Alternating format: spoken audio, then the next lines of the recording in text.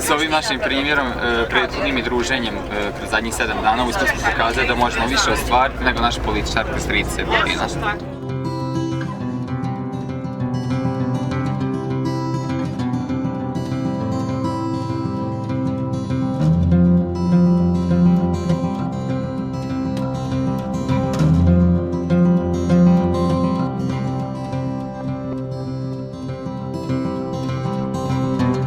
Apsolutno je novi doživljaj, obilaziti sva ova mjesta sa drugom ekipom, ali je lijep osjećaj posjetiti stare drugare u njihovim mjestima i gradovima.